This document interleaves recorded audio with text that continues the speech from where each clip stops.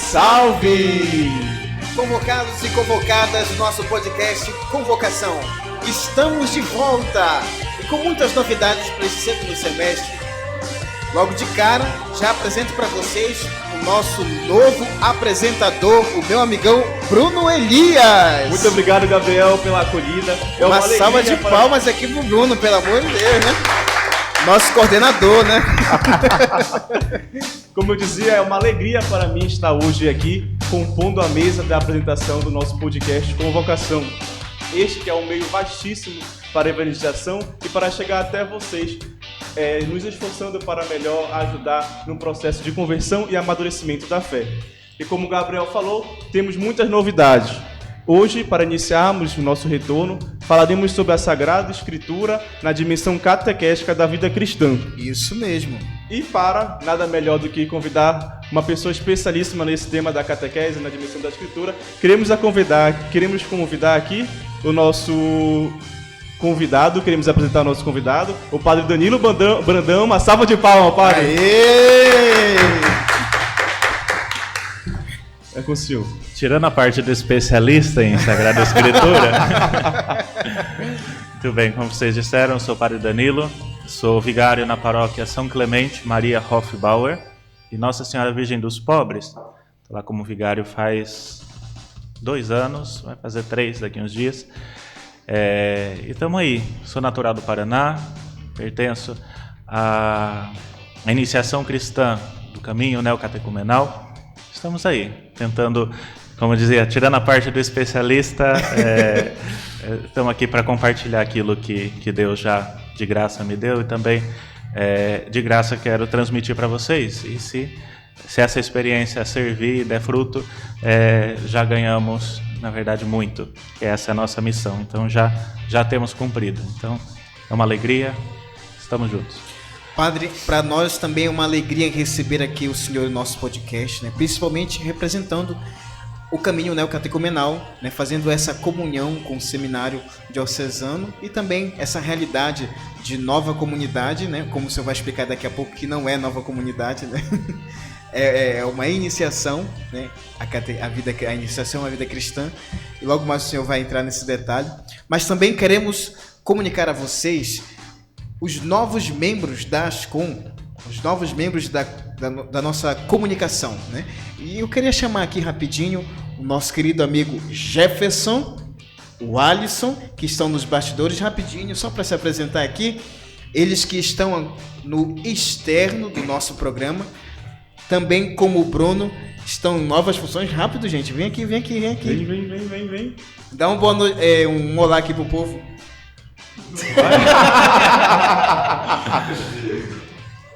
Boa noite, pessoal. É um nordestino nato, vai, Alisson.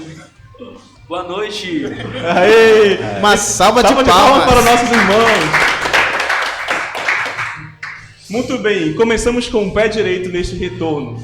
Falamos então neste mês da Bíblia, o mês que a igreja aqui no Brasil reserva tradicionalmente para a Sagrada Escritura. Então queremos ouvir agora um convite, até esqueci a palavra, quando intima. Intimação. E uma intimação daquele que sempre nos apoiou desde o início do nosso programa, desde o início ali do primeiro episódio. Vamos ouvir agora um recado do nosso arcebispo Dom Humberto.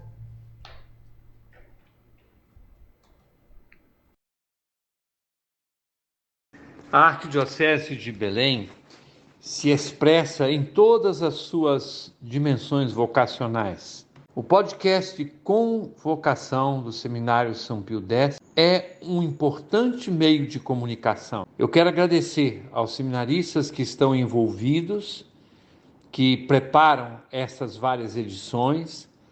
Quero agradecer também ao Padre Danilo Brandão, que nesta retomada agora das edições de podcast tem uma presença nesse dia 16 de setembro, às 21h30, e quero enviar o meu abraço, a minha bênção para todas as pessoas que entrarem e que buscarem esse nosso podcast chamado Convocação, desejando que ele produza muitos frutos na vida de todos, especialmente nossos jovens e nossas jovens. E queremos pedir a vocês que estão aqui uma salva de palmas para o nosso arcebispo Dom Alberto. Dando então continuidade ao nosso programa, vamos ver o que tem agora para agora, Gabriel. Vamos começar o nosso bate-papo aqui com o tema A Sagrada Escritura na dimensão catequética da vida cristã, né? O padre Danilo, que, como ele bem disse, não é especialista, mas tem uma experiência vasta nessa área da catequese, né? Visto que é a área dele. E já lembrando que as perguntas, a linha de pensamento que nós vamos seguir aqui foi totalmente preparada pelo senhor. Então, eu já jogo a responsabilidade para o senhor. Para começar o nosso bate-papo, padre, o senhor colocou aqui como pontapé inicial para nós debatermos sobre a definição da Sagrada Escritura, né? A primeira pergunta que surge aqui para nós é: a Bíblia é a palavra de Deus? Eis a questão. Se a Bíblia é palavra de Deus, para nós, se nós formos responder assim a sangue frio, claro que a Bíblia é palavra de Deus. Mas a pergunta que me fica, não sei, como assim palavra de Deus? Acho que é importante a gente questionar um pouco essas definições que a gente tem, porque senão fica muito no automático. E aí nós perdemos a essência da coisa. A palavra de Deus em si, ela é muito natural.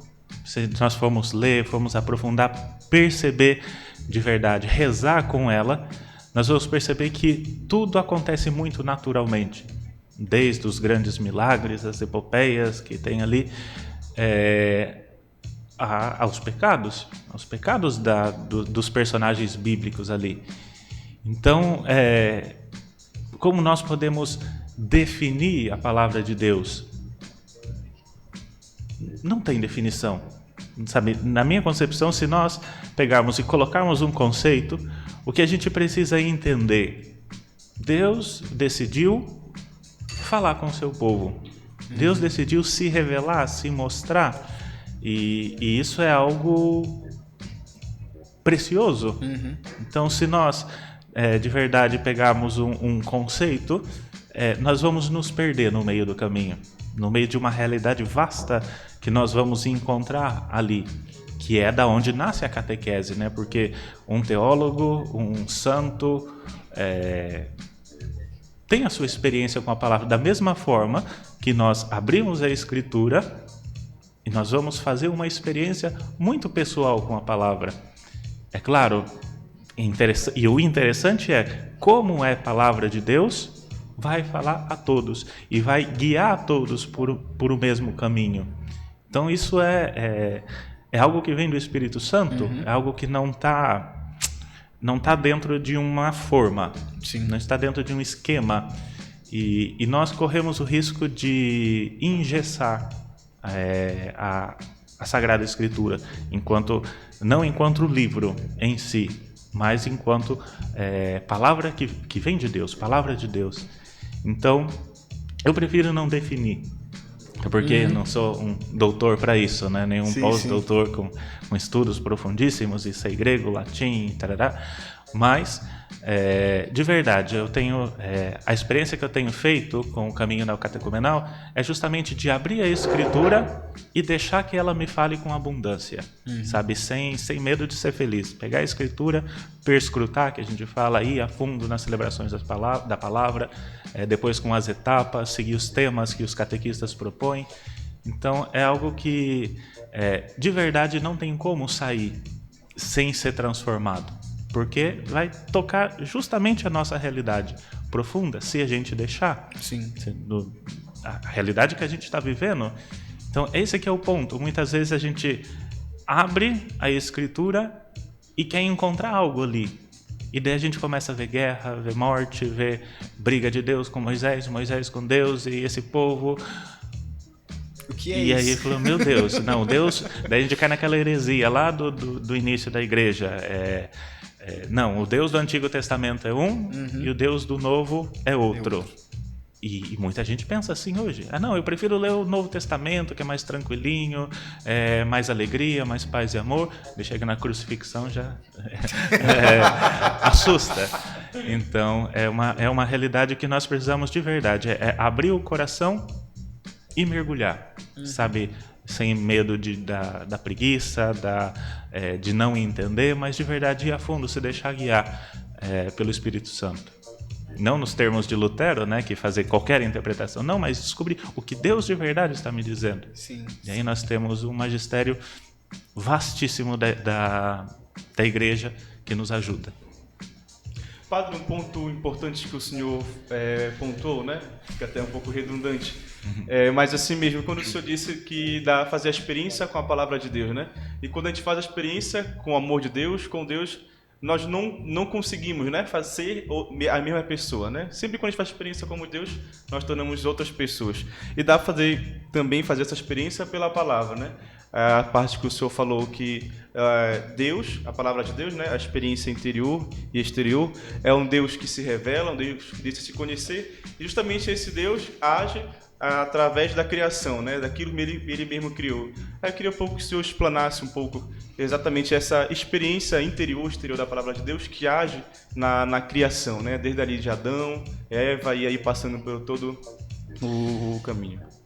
Isso é muito interessante porque já no início Deus age com toda com toda a naturalidade mesmo, sem tanto que o relato da criação ele não, vamos dizer assim, não nasce de início.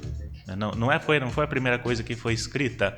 Depois os exegetas, vocês procurem algum especialista aí na internet. Mas o relato da criação ele nasce da experiência de salvação que o povo faz.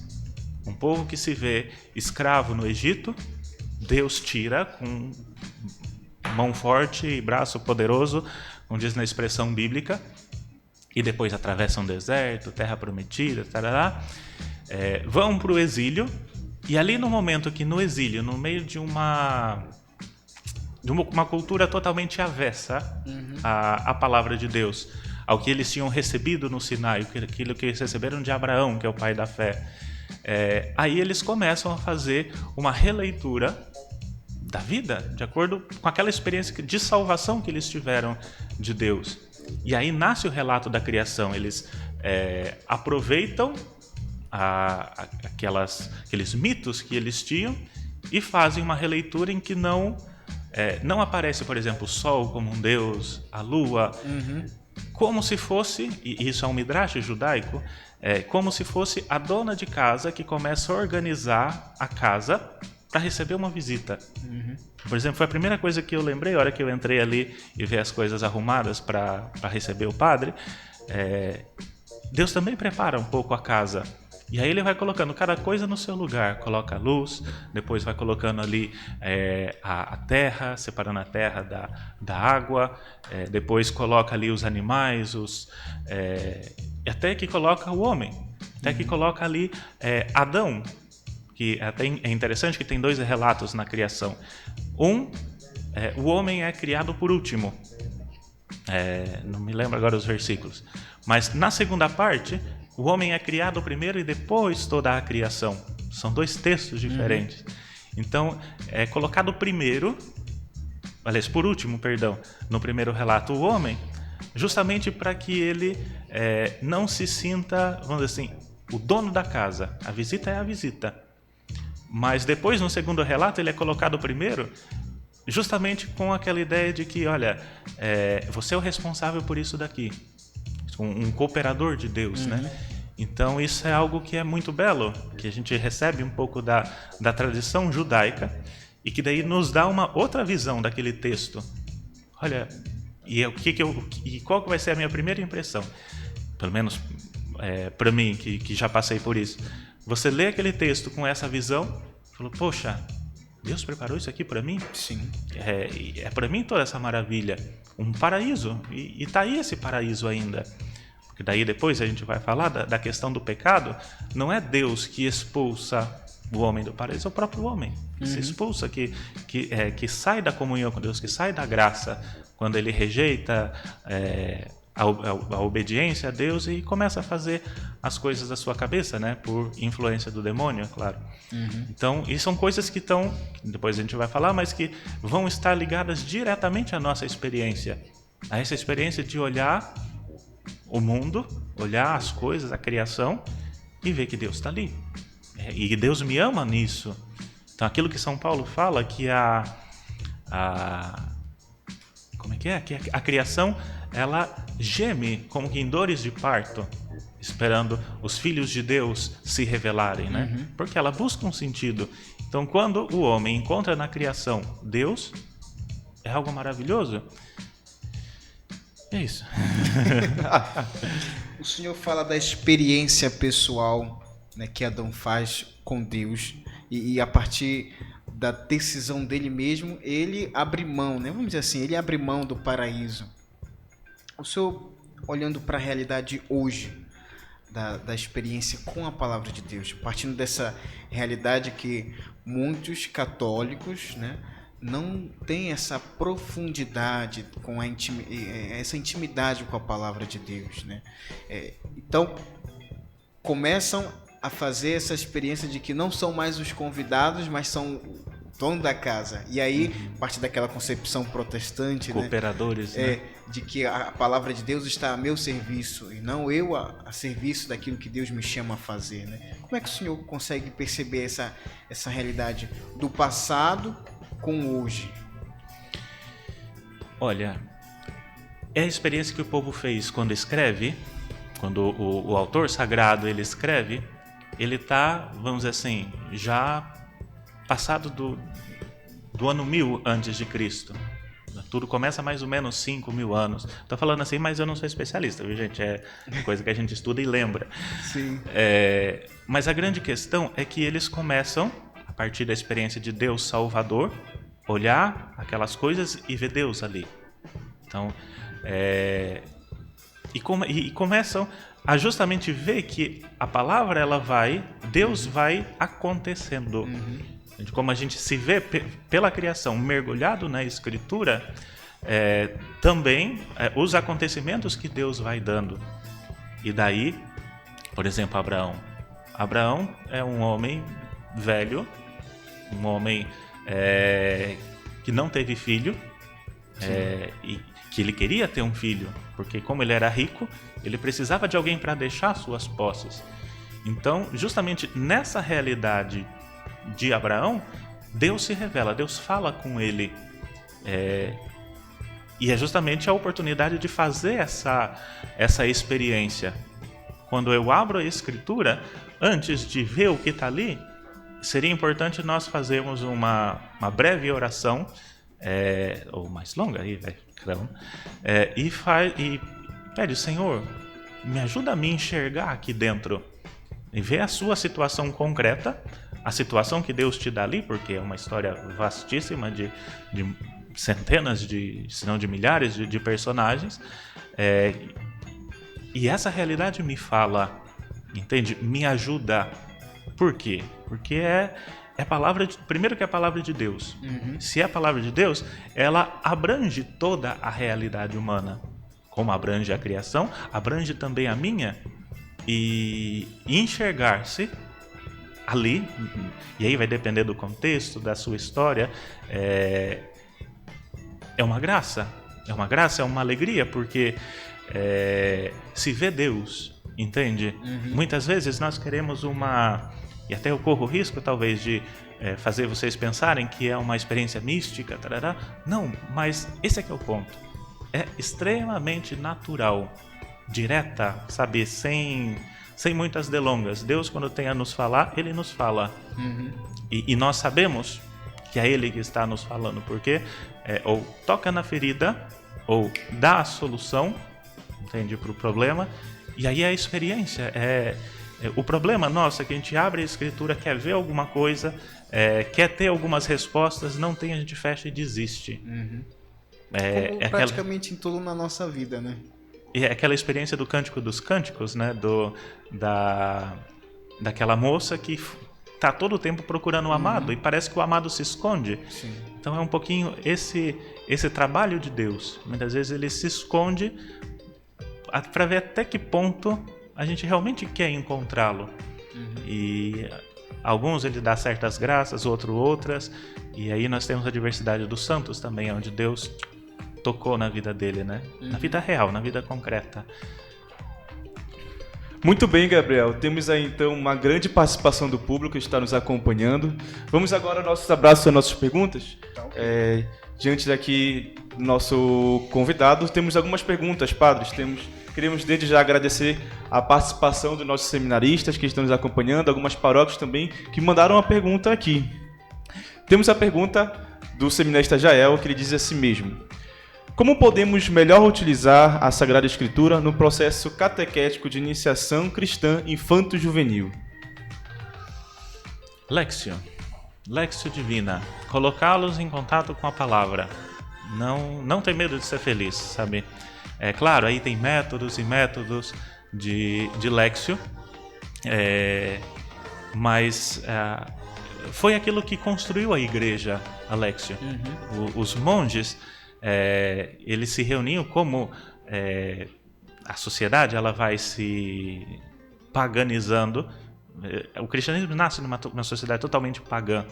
Então, dentro de uma comunidade de cristãos, mas eles veem um pouco a espiritualidade se deteriorar. E eles fogem para o deserto para justamente recuperar a radicalidade da vida cristã. Que não é o fundamentalismo. Não, a Bíblia é isso. Não. Vamos lá, a radicalidade, o viver aquilo que está ali, o espírito que foi dado. E é isso que a gente precisa resgatar. Esse espírito, pegar a palavra e ver o que Deus me fala, e aí toda uma realidade de verdade se transforma quando Deus nos fala. Tanto é que Europa, ali, praticamente todas as grandes cidades, elas nasceram em volta de mosteiros. Por quê? Porque os monges, vivendo, frutificando na vida cristã, foram atraindo as pessoas, e se formou as cidades. Então, se formou toda uma civilização, por que não vai transformar a minha vida? O problema é que a gente tem uma preguiça danada de pegar a escritura e de ter um horário, um compromisso com Deus, que de verdade nos alimenta, né? Então, com jovens, para mim, a palavra de ordem é Léxio divina. E é claro, escolher um bom método, uma pessoa que de verdade anime os jovens, mas entrar um pouquinho no deserto. Sabe? Deus não teve... Tem uma frase de Oséias que o nosso antigo reitor dizia, como é que era? Chamarei a minha amada, a conduzirei ao deserto e ali lhe falarei ao coração. Então, de verdade, essa imagem que Oséias, muitos anos depois, resgata lá da experiência do deserto do povo. E de verdade, o povo acolhe a palavra de Oséias, do profeta, que é a palavra de Deus, e muitos se convertem, e ali aquela porção do povo eleito dá continuidade à história da salvação.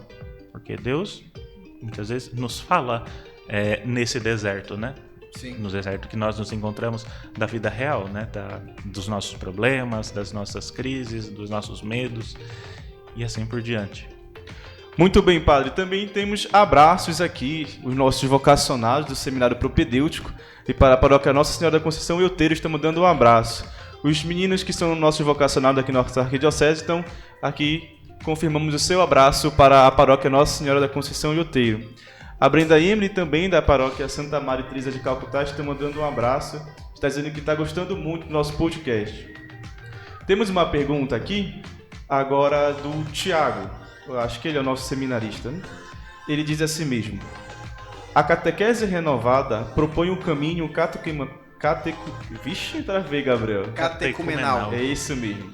A catequese renovada propõe um caminho catecumenal como forma de inserir o crente na vida da comunidade. Qual o lugar da Sagrada Escritura nesse percurso e como os padres e catequistas podem apresentá-la aos catecúmenos? Como apresentá-la aos catecúmenos? Primeiro, ela tem que se apresentar na vida. esse que é um grande ponto. Antes dela ir para a catequese, ela precisa ser viva, precisa ser tá enraizada na vida daquele que anuncia. Então esse que é o primeiro e grande segredo da transmissão da fé. Porque se eu for falar de algo que eu não conheço, vai dar sono, vai dar desânimo nas pessoas que me escutam, porque falta liga, falta aquela pegada ali do próprio do Espírito Santo. E acho que esse desgaste que a gente encontra muito nos grupos de catequese hoje, né? A falta de conhecimento da palavra, de intimidade com a palavra. Os jovens observam esses detalhes e começam a se afastar, não conseguem dar credibilidade naquilo que estão escutando, não conseguem ver testemunho. Exatamente. É o testemunho, aquilo que os apóstolos, depois da ressurreição de Cristo, falam e repetem em cada pregação. E disso nós somos testemunhas. Nós vivemos isso. Testemunhas oculares, e foi confiado a nós esse mistério. E aí o Espírito Santo agia de tal forma que 3.000, 5.000 pessoas se convertiam no início. Porque havia um sinal.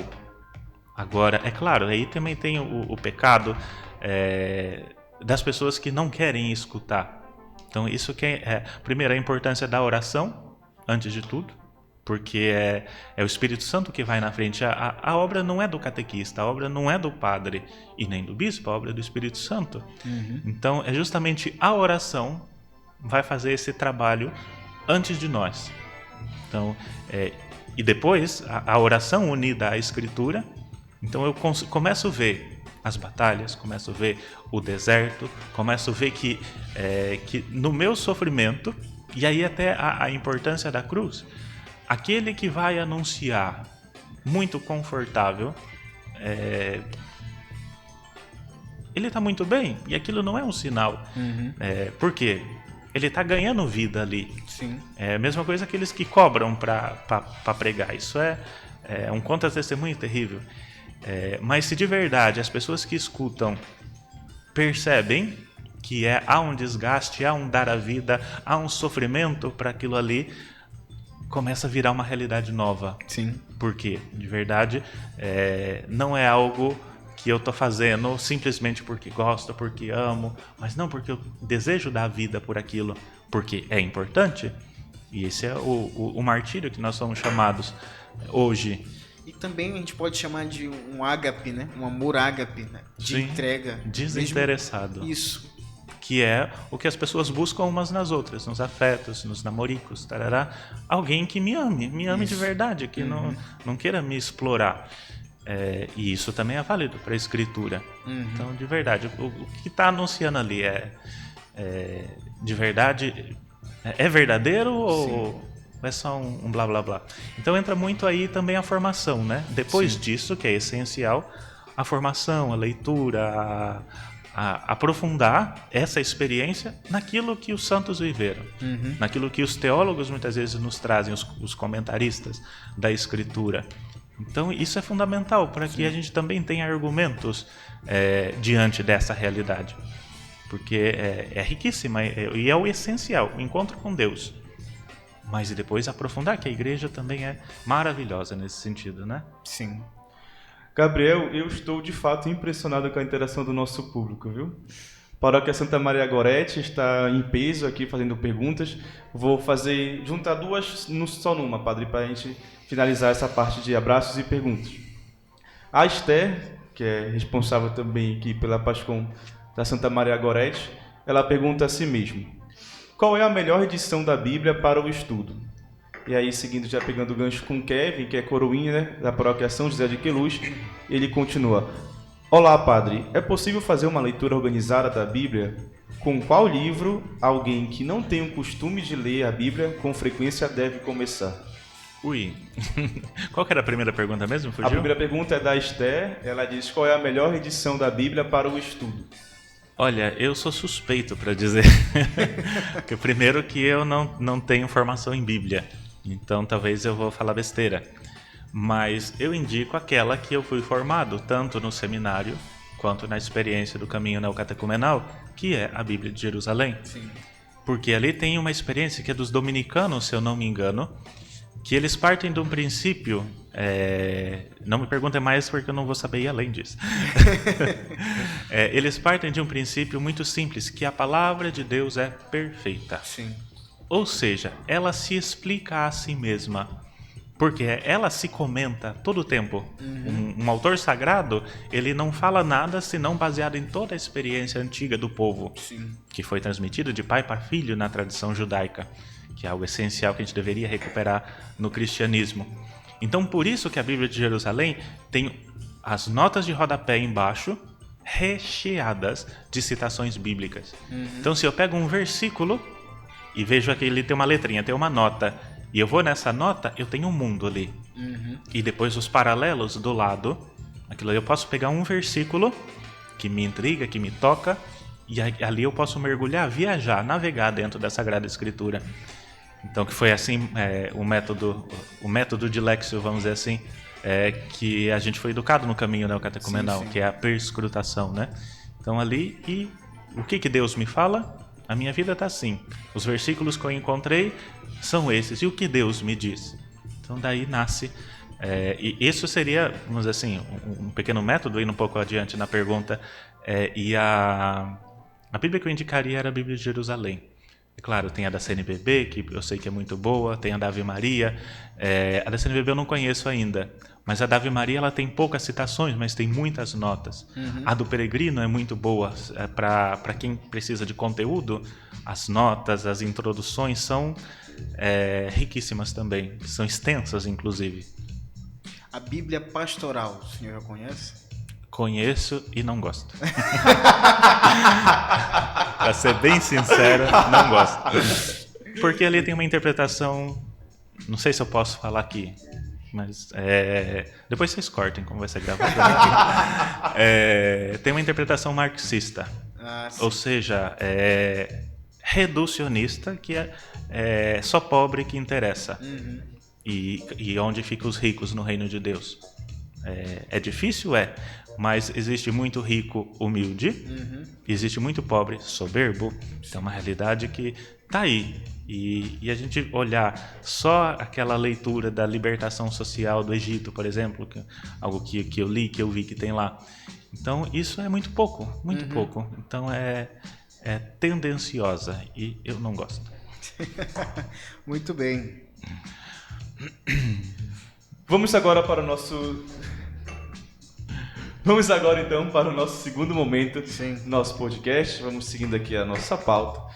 Vamos ver agora a experiência de fé no cristianismo, ali trazendo para essa realidade da catequese. Jesus que já começava a sua catequese ali com os discípulos, chamando-os, depois exortando-os na Galileia, enfim, toda aquela realidade que a gente já conhece. Vamos trazer agora aqui a dimensão da catequese ali, as primeiras catequeses com Jesus, o anúncio querigmático, como o senhor antes já havia dito. Como que acontece então, padre, esse anúncio querigmático ali com Jesus, então depois com os apóstolos e os discípulos, né? Até também com Maria, né? Por meio de Maria. Como é que o senhor vê essa dimensão da experiência da fé no cristianismo? O senhor pode partilhar um pouco conosco. É interessante a pregação de Cristo, quando João Batista é decapitado, né? E ele percebe que ele tem que sair e anunciar. Ele começa primeiro pela conversão, que é ali o iniciozinho do Evangelho de São Marcos. Convertei-vos e crede no Evangelho, que é a mudança de vida, e o povo ali era muito consciente da necessidade dessa mudança de vida, porque isso já estava impregnado na cultura do povo por meio dos mandamentos, por meio da tradição judaica do Shabat, da transmissão da fé. Então, desde criança, um pai tem a obrigação de transmitir a fé aos filhos. Então, estavam todos inteirados do que era a história da salvação, sabe, já carecas de saber. Então, quando Cristo fala, convertei-vos e crede no Evangelho, ele já está tocando uma realidade de fé do povo. E isso é fundamental, porque muitas vezes a gente quer anunciar o querigma hoje, mas a gente não conhece os meandros, não conhece os detalhes da história da salvação, muitas vezes até da nossa própria história para fazer esse casamento, entende? Ou seja, resumindo, Cristo começa a anunciar um reino, algo novo, mas que tem as bases na história, no passado, naquilo que o povo, na revelação que Deus já fez. Sim. Eu não vim, como é que Cristo fala? Não vim rejeitar a lei e os profetas, não vim anular, mas eu vim dar pleno cumprimento. E daí ele começa a traçar a sua lei, né? Amai os vossos inimigos, fazei o bem aos que vos odeiam, ou seja, leva a um extremo que muitos ficam escandalizados, mas calma aí, a gente não vai conseguir viver isso daqui, que é justamente a dificuldade que a gente vai encontrar, que por meio da oração vai ser superada. Por quê? Porque temos a graça. Esse é um outro engano que a gente carrega, não porque eu sou, meu Deus, um cristão maravilhoso, um homem de fé, uma mulher de fé. Talvez a gente precisa um pouco cair na realidade e falar, olha, diante daquela experiência do povo, me falta a fé. Sim. Aquela fé, aquele poder de decisão, muitas vezes. E vai nascer. E essa experiência que os apóstolos depois vão fazendo, porque é interessante porque aí entra o poder de convencimento de Cristo. Muitas vezes a gente pensa que é um método, que é uma técnica. E não, Cristo fala com total naturalidade porque Ele é a palavra. Sim. E aí Ele arrasta os discípulos, multidões com Ele. Sim. Tanto que quando Ele começa, foi o evangelho que a gente viu há alguns dias agora na semana, quando Ele começa a perceber que Ele vai ser feito rei, Ele foge. Porque não se trata de ser um rei político, social, mas é do coração, da vida das pessoas. Então, se elas não se sentirem amadas, de verdade, ele vai virar uma ideologia. E Cristo sempre fugiu disso. Ver Deus na sua vida, na sua história, sentir-se amado desde a criação, como a gente dizia, mas na minha história concreta, como Deus foi se manifestando, que essa é a fé judaica, aquele conceito dos judeus, dabar, né? Que a palavra não é só a palavra escrita, o livro, Sim. mas é também acontecimentos, são fatos que estão ali me levando para alguma direção, ou seja, eu estou sendo conduzido por Deus. Tanto que até quando lá no Êxodo o autor sagrado fala, Deus endureceu o coração do faraó. Meu Deus, como é possível que Deus endureça o coração do faraó? É porque de tal forma eles acreditavam que Deus é a causa primeira de todas as coisas, inclusive da dureza do coração do faraó. Mas, claro, o faraó é totalmente responsável pelas suas ações, livre, e Deus conduziu a história assim. Muito bem. Então o senhor citou um ponto muito importante que eu acho que eu tenho que fazer um processo inverso aqui, né? O senhor falou justamente que Jesus veio, né? Aquilo que já vimos no Evangelho, ele diz mesmo, né? Ele veio fazer a plenitude da lei. E toda essa plenitude já acontece com a transmissão da fé lá atrás, né? Então acho que a gente vai ter que voltar um pouquinho, né? Queria que o senhor explanasse um pouco ali a Abraão, o que foi o pai na fé, né? Depois com os profetas, Isaac, Jacó, também José, que o senhor já falou de Moisés, né? Então eu queria que o senhor explanasse um pouco pra gente justamente essa questão do Abraão, né? Conhecido como... Você tinha também citado Maria na outra pergunta, agora que você falou de Abraão, eu lembrei de Maria, porque Maria leva à plenitude a fé de Abraão. Sim. Ela, com Abraão, disse um sim, ela também disse, não foi sim que ela disse, foi faça-se, né? Então, que é justamente esse acontecimento que me é anunciado. Então, Maria diz, aconteça, faça-se assim, conforme Deus quer, né? Eis aqui a serva do Senhor, faça-se em mim segundo a tua palavra, segundo a tua vontade. E isso começou com Abraão, porque a fé dos povos, também quero um pouquinho, a fé dos povos ao redor de Israel, por exemplo, é um pouco a realidade que nós temos de uma religiosidade muito natural. É o nosso interesse em jogo. Eu quero isso, então eu vou pedir para Deus. E se Deus não me der, muitas vezes gera revolta em nós. E Abraão, ele está um pouco nessa realidade porque ele já era velho, não tinha filho, não tinha uma terra, e Deus fala com ele. Então isso é algo que Abraão falou. E Abraão era politeísta, vários deuses, e Deus não chega e fala para ele assim, olha, eu sou o Deus único, viu? Agora você tem que acreditar em mim. Não, Deus começa a dialogar com Abraão. E Abraão fala, olha, sai da tua terra, sai da tua parentela, que eu vou te dar um filho e uma terra. E Abraão pega as suas muculas e vai embora. Imagina, se a gente for imaginar ali a realidade de Sara. Você tá louco, homem? Porque Abraão era riquíssimo, né? Os rebanhos, tudo ali, e tinha os beduínos, né? Que são os piratas do deserto. E Abraão vai, toda dificuldade, chega na Terra Santa, ele vê aquela terra vastíssima, que já tinha um povo ali, e entra em crise. Lá no Monte Siquém, que é um monte importantíssimo, que é onde Deus fala de novo com Abraão. Então, provavelmente, Deus ficou meses sem falar com Abraão. E Abraão com aquela palavra no coração, né? Então, ali ele fala para Deus, olha, cadê esse filho? Eu vou ter esse filho? Como é que é? Me dá uma garantia. E aí Deus manda ele e fala, olha, eu vou fazer um pacto contigo, então. Parte aí uns animais, que era como se fazia pacto naquela época, né? Se partia os animais e passava os 2 contratantes no meio. E eles diziam que aconteça com um de nós, o que aconteceu com esses animais, se um de nós quebrarmos o pacto, a aliança que eles fizeram. E só que Abraão passa o dia inteiro ali, Deus não aparecem uns corvos ali, que é um pouco a figura do demônio, né? Que nos tenta, que quer nos tirar a aliança, e ele cai no sono, até porque já era velhinho também, né? Ele cai no sono, e aí Deus aparece numa coluna de fogo, atravessa sozinho, e ali é feita a aliança.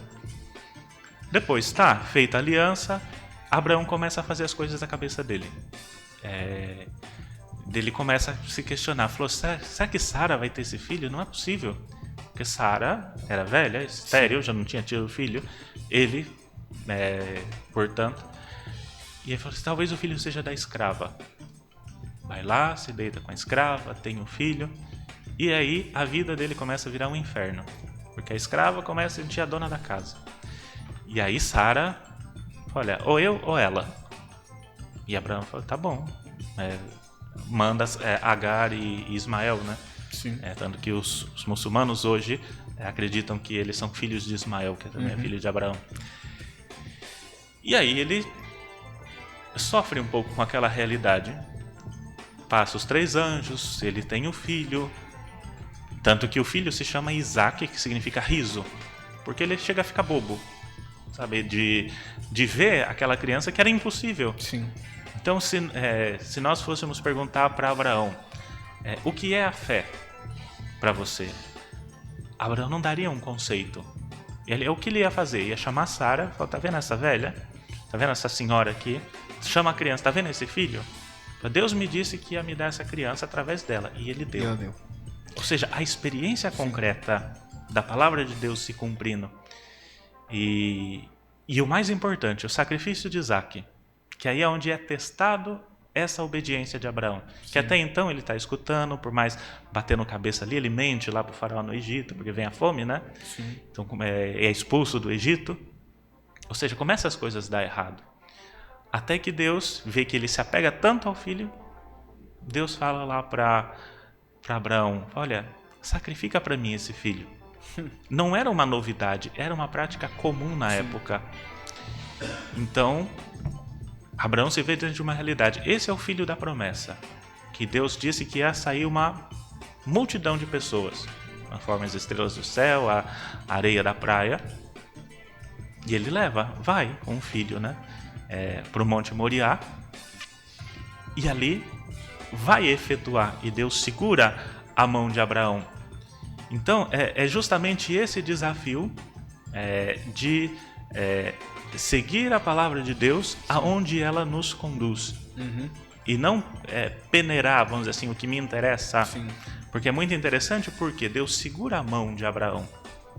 Ou seja, ali é decretado o fim. O fim dos sacrifícios humanos. Sim. Que é justamente para... e é uma realidade que nós precisamos passar. Muitas vezes de sacrificar os nossos afetos. Todos os santos, se a gente for olhar a história dos santos, que é uma outra precariedade dos católicos hoje, não conhecer a vida dos santos, eles precisaram fazer essa experiência de desapego. Sim. E que Abraão fez.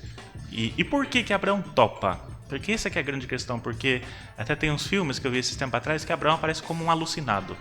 Parece como um maluco, não, Deus falou, um fundamentalista. Sim. Por que Abraão topa? Porque ele antes fez uma caminhada com Deus. Sim. Deus falou e Deus cumpriu a sua palavra. Deus tinha falado que daquele menino ia nascer uma multidão de pessoas. E ele viu que ele fazendo a coisa da cabeça dele ia dar errado. Sim. Tava dando tudo errado. E deu certo quando ele obedeceu. Então, e ele topa. Por quê? Porque ele fez uma experiência de que Deus é bom. Quando a gente vê isso, a gente olha, não, Deus é cruel. Não vou nem ler isso daqui. Porque eu já vi que ele vai sacrificar Isaac. Não, Abraão vai justamente porque ele fez uma experiência da bondade de Deus. Tanto que o diálogo de Abraão e de Isaac na subida do Monte Moriá é belíssimo, porque tá ali Isaac subindo com a lenha, né? Quem carrega a lenha é a vítima, deveria ser o cordeiro. Então Isaac olha assim para o lado, vê, ele tá carregando a lenha, né? Olha para a mão de Abraão, tá lá a faca. Ô pai, tá aqui a lenha, tá ali a faca. Cadê o cordeiro? Cadê a vítima para o sacrifício? E Abraão,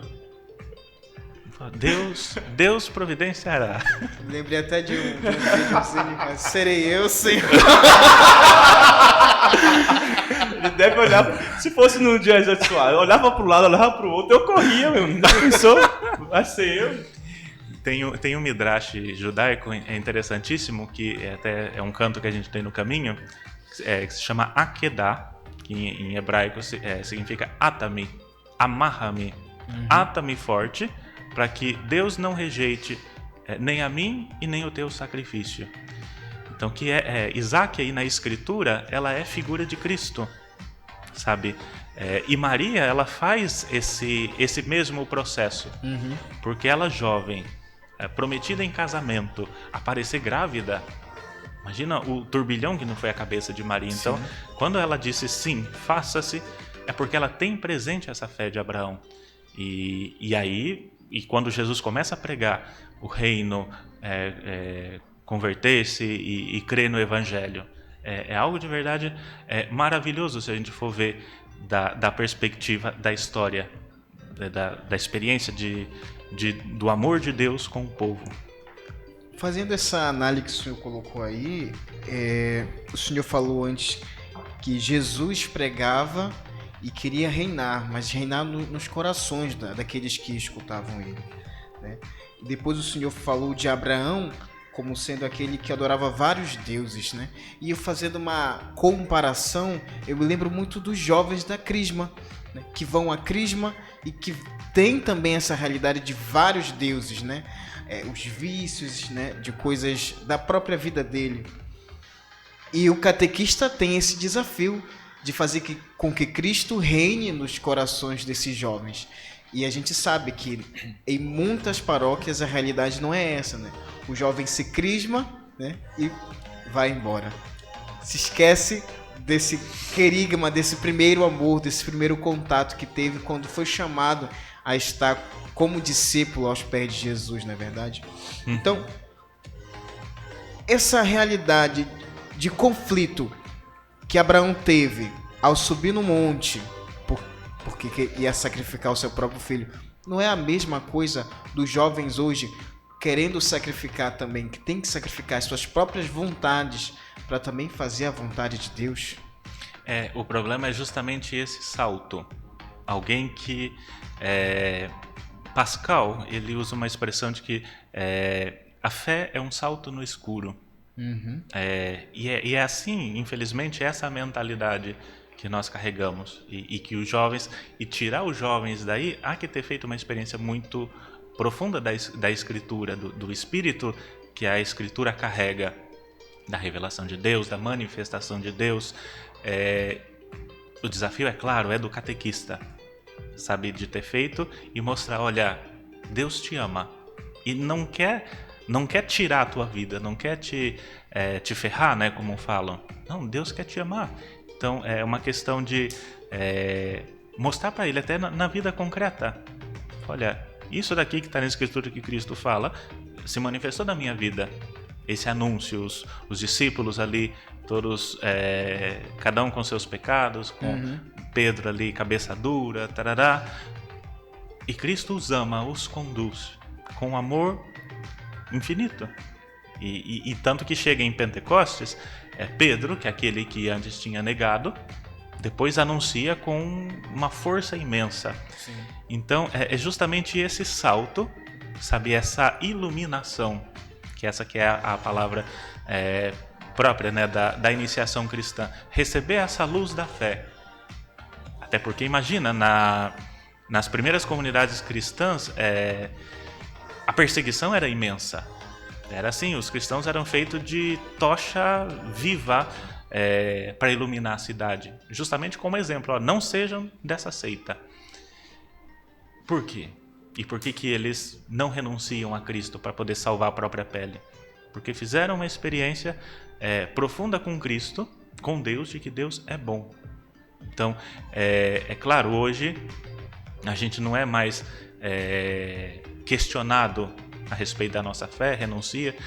Claro, é muito mais sutil, é muito mais que é o problema que os jovens enfrentam. Por que eu tenho que renunciar à minha vida passada, pregressa, para poder seguir um Jesus chato, sabe? Que parece algo mais sentimental, né? Sim. Porque eu não vou abrir mão dessa paixão aqui que me faz bem, para me sofrer por causa de alguém que eu nem conheço, por exemplo, vamos dizer assim, né? Primeiro, de início, pode até ser um salto no escuro, de arriscar, mas é necessário fazer essa experiência. Chamar os jovens a fazer uma experiência de dedicar-se a Cristo, de tirar as raízes dele do mundo, tirar as raízes dele do pecado, de modo muito particular, que é essa a missão de Cristo, nos salvar dos nossos pecados. Até uma definição que é interessante de se dizer, porque o que é o pecado? A gente fala muito dos pecados práticos, da sexualidade, do apego ao dinheiro, da soberba, tarará. Mas o que é o pecado em si? É uma tendência egóica nossa. Então, se eu não percebo que essa tendência minha egoísta está me destruindo, está me dando uma dor de cabeça imensa, porque a experiência de Abraão está fazendo as coisas da minha cabeça. Então, se eu não perceber, eu vou ser o Deus da minha vida. E vou seguir outros deuses, e vou seguir que é a experiência dos monges ali do deserto. E surge a doutrina dos pecados capitais, que é algo belíssimo do início da igreja, que nos mostra justamente essa tendência egoísta. Avarenta, preguiçosa, luxuriosa, tarará, invejosa dos pecados capitais. Que nascem da onde? Lá da experiência de Adão e Eva, né? Que o povo relata, né? Muito bem, padre. Então, vamos aqui às nossas perguntas, e temos uma pergunta que fala justamente sobre aquilo que estavam comentando sobre a juventude. Desde já, Gabriel, me impressiona novamente. Quero reiterar e agradecer a vocês que estão nos acompanhando e mandando as suas perguntas. Muito obrigado pela participação de cada um. Temos aqui a pergunta do Marcos. Eu penso que é o nosso seminarista, né? Ele diz assim mesmo: no que diz respeito à iniciação à vida cristã, sobretudo diante da metodologia dos tempos de celebrações propostos pelo RICA, Ritual de Iniciação Cristã, como aplicar o anúncio querigmático com escrituras, sobretudo para os adolescentes e jovens, que são profundamente marcados por tantas influências contrárias à fé cristã? Voltando ao querigma dos apóstolos. Pedro e Paulo. Pedro tem 3 e Paulo tem 5 discursos nos Atos dos Apóstolos. E aquele é o segredo. Anunciar com base na Escritura, no anúncio propriamente de Cristo, enraizado na Escritura e na nossa vida, por consequência, e o chamado à conversão. Esse aqui é os 3 pontos principais de todos aqueles textos do anúncio dos apóstolos. Primeiro, a Escritura. palavra de Deus, onde que ela se encontra na minha vida? Que realidade ela mostra, ela traz à luz, ela denuncia muitas vezes, não só que dá cosquinha, o sentimental, né, cosquinha no coração, na alma, mas que de verdade me dá até uma certa vergonha. Entende? Poxa, porque muitas vezes quando a gente, sabe criança quando quebra o pote, que ela tenta esconder, né? E daí o pai viu, aquele constrangimento. Sim. É esse sentimento muito natural que nós sentimos muitas vezes quando a gente está diante da Escritura. E não fugir, sabe? Não fugir de quando a palavra me fala, quando Deus me fala. Sim. E depois o anúncio de Cristo. E aí a Escritura, né? A Escritura unida à minha vida. Depois o próprio anúncio de Cristo. Cristo te ama como você é. Fez uma história maravilhosa contigo. E aí você pode justamente buscar na tua história os exemplos concretos de dar. Entende? Pode falar em terceira pessoa, mas o interessante é quando se coloca a experiência em primeira pessoa. É algo que pode ser constrangedor para quem fala, mas se de verdade Deus o transformou, é uma honra anunciar.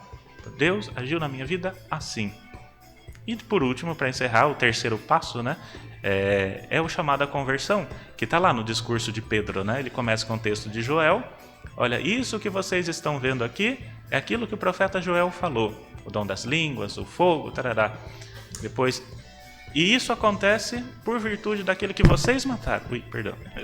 Aquilo que vocês mataram, aquele Jesus que era um criminoso, é pelo poder dele, porque ele foi constituído Senhor e Cristo. Ou seja, está no mais alto dos céus, à direita do Pai. Como assim um bandido? E ali pelos sinais concretos que se vê, pela Escritura, todos conheciam a fama de Cristo na época, veem que é verdade. E aí aquela experiência interior, daquilo que você escuta, está ligado à realidade externa, aos fatos. É importantíssimo nós fazermos uma experiência interior e depois uma exterior da palavra. E depois, qual que é a chave? Arrematar. Chamada conversão. Sim. Vem para Cristo, deixa a sua vida antiga. Não vale a pena. Só está te destruindo.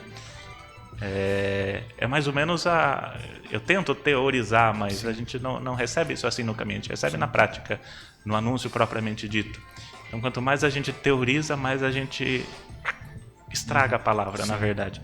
É claro, a gente tenta entender, a teologia está aí para isso, para tentar entrar mais nesse mistério e a igreja, como a palavra de salvação, como mãe, como mestra, nos dá interpretações também belíssimas pelos textos, e aí a gente pode rechear com os padres da igreja, com os monges do deserto, a vida dos santos, aqueles que muitas vezes, os santos, a gente vê assim, não, são homens perfeitos, mulheres perfeitas, não, foram, como Santo Agostinho, por exemplo, um pecador de marca maior, mas que Deus salvou.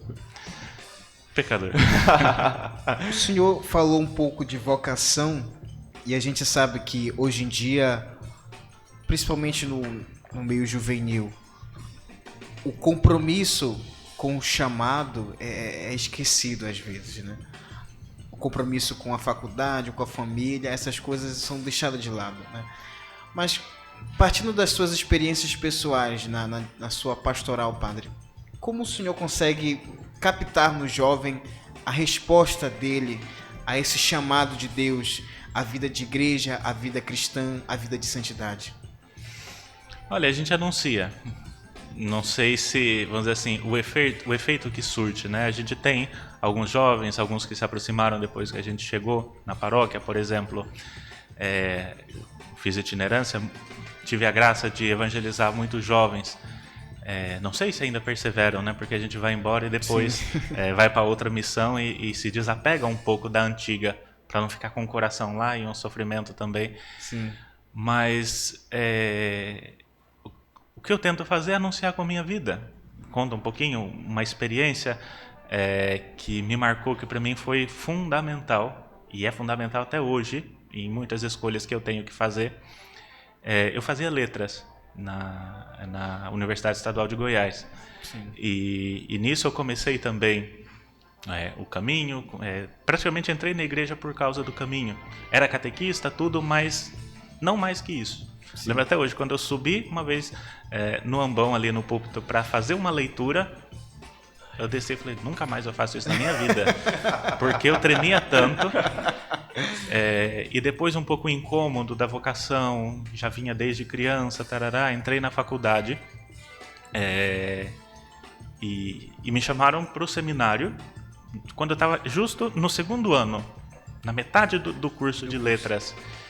Então foi de verdade um chamado que me desafiou. Me desafiou muito de abandonar minha segurança, que era o conhecimento, que era o diploma, que era a vida que eu queria construir, né? E cá estou. De verdade, Deus agiu muito, né? Me amou como eu sou, um desastre ecológico, né? Mas Deus fez algo maravilhoso que não me desamparou. E vi muitos irmãos, inclusive um rapaz que entrou comigo no seminário, eu tive a graça de fazer o casamento dele. E ele abandonou o mestrado. Sabe, que foi aquela experiência assim de Abraão que ele até... Os últimos anos que eu tive no seminário de Brasília, depois fui mandado para Belém, quando nasceu o seminário aqui, ele murmurava. De uns anos depois, ele deixou o seminário, os formadores viram que ele não tinha vocação, falaram, olha, vemos que você não tem vocação, volta para casa, namora, casa, e ele fez isso. E eu tive a graça de, em julho do ano passado, fazer o casamento dele, e agora um ano depois ele já é papai. E sabe, e é mestre, sabe, e seguiu a vida dele, a carreira dele na física, e são testemunhos assim que aqueles que se revoltam, que não veem Deus passando, estragam a própria vida, porque daí vão pro mundo, falam, não, isso aqui não é para mim. Sim. Estragam a própria vida. Sim. Porque Deus é mau? Não, porque elas fizeram a escolha errada. Então, de verdade, quando a gente obedece, a gente não erra. Deus abençoa. Muito bem, então continuando aqui com a nossa saga dos abraços e perguntas, temos 3 abraços aqui que eu quero registrar.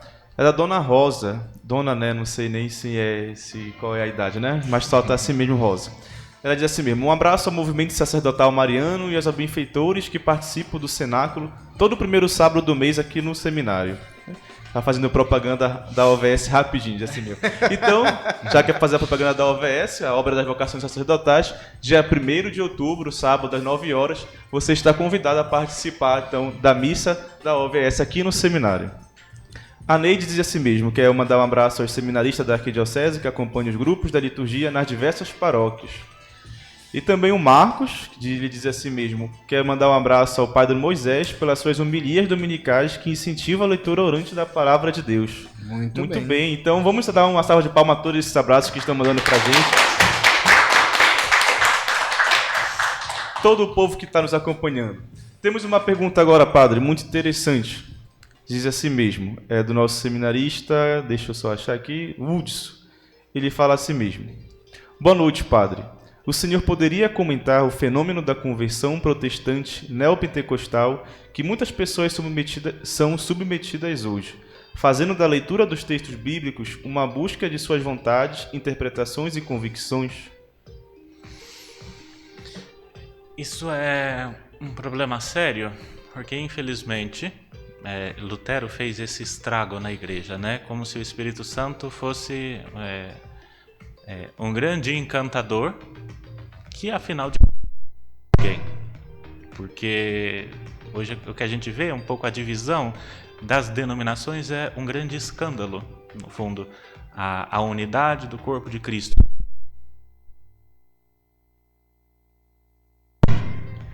E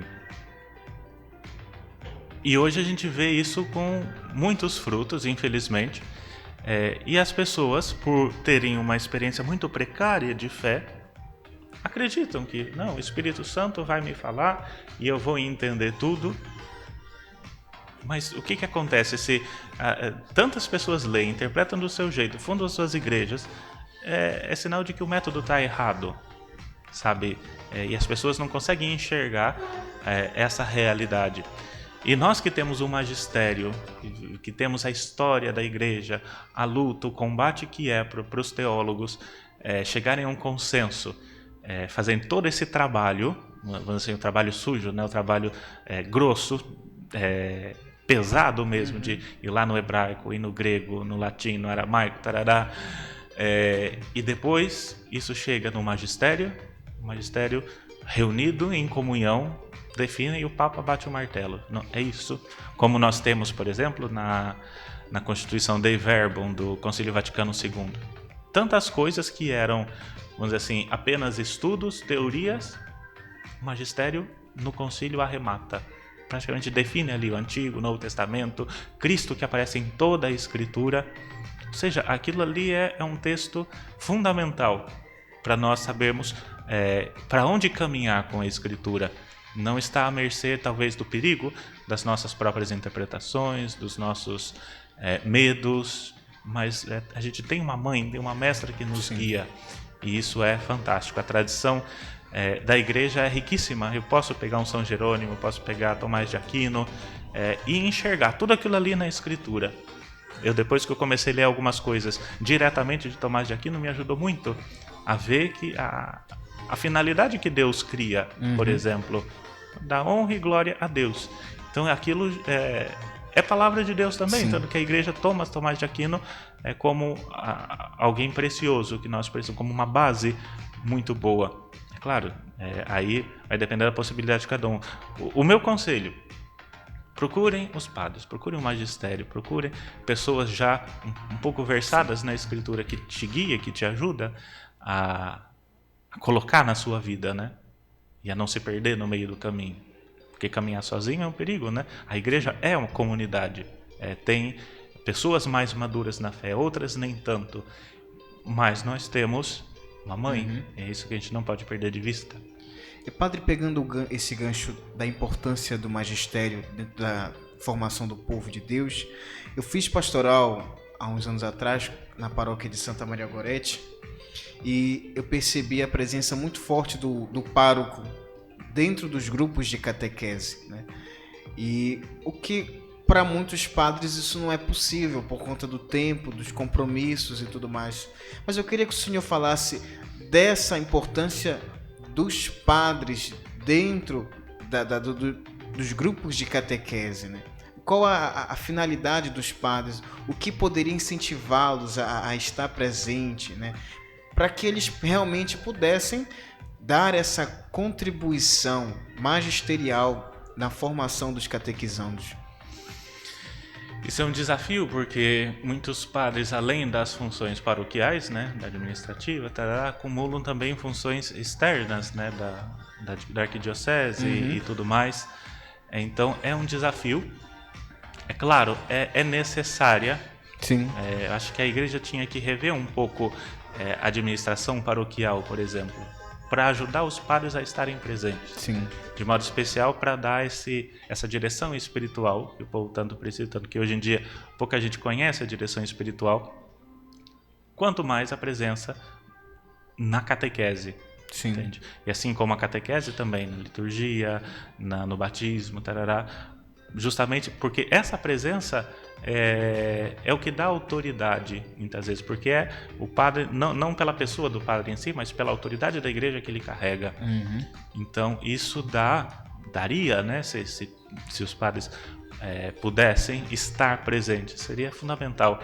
Reforçaria, né, aquilo, a autoridade até dos catequistas quando falam, porque vem uma consonância na formação dos catequistas, depois na fala do padre.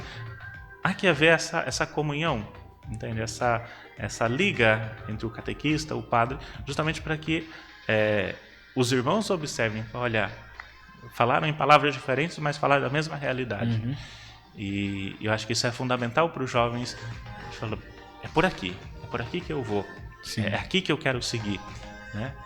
E seria fundamental se os nossos padres tivessem mais talvez umas 6, 7 horas no dia, né, para estar ali e desenvolver suas atividades. Eu falo porque eu sou vigário, né, então eu tenho mais tempo livre, consigo estar presente. Mas eu vejo o meu pároco lá, o padre Rinaldo, afundado em papel, em decisões para tomar, em coisas para resolver, e vejo que é complicado, principalmente quando o padre está sozinho. Sim. Então aí há que ter uma compreensão e uma ajuda também do povo de Deus. Isso seria fantástico, mas muitas vezes cada um cuidando da própria vida, né? E Sim. criticando ainda.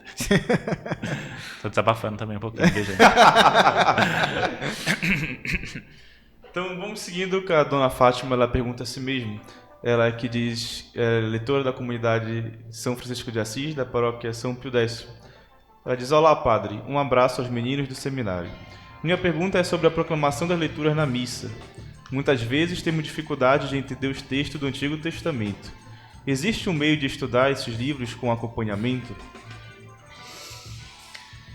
Olha, interessante seria se os católicos criassem um hábito, é claro, assim, de você escutar assim a sangue frio, né, como muitos fazem, chega ali, pá, e muitas vezes a dicção do leitor, o problema do som, tarará, isso atrapalha, a voz muito baixa, isso atrapalha também a compreensão.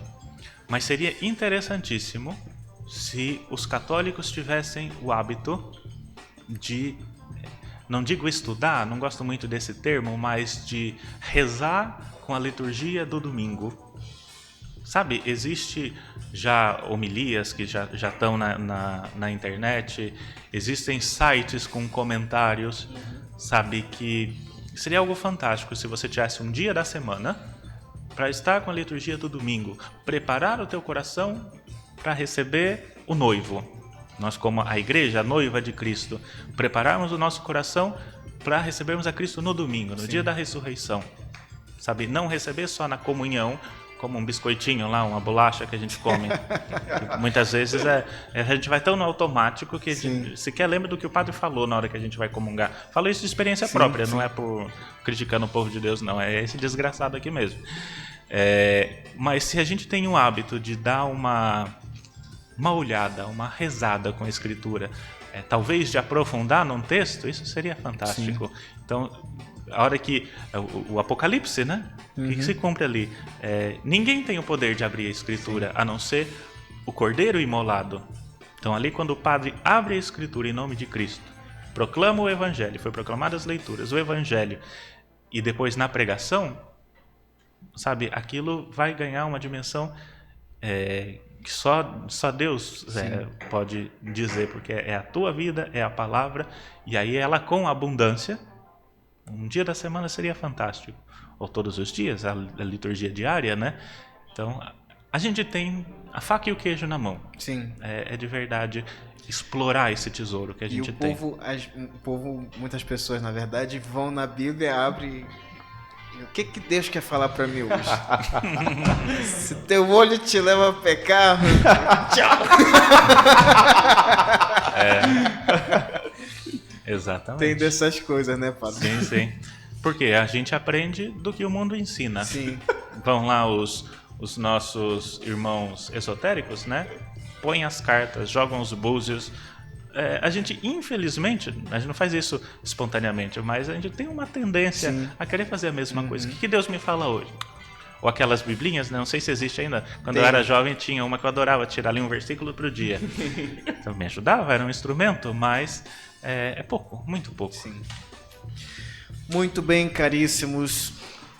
Como diz aquela frase, tudo que é bom dura pouco, né? Então, nosso programa está se encaminhando para o final. Já vamos para os agradecimentos.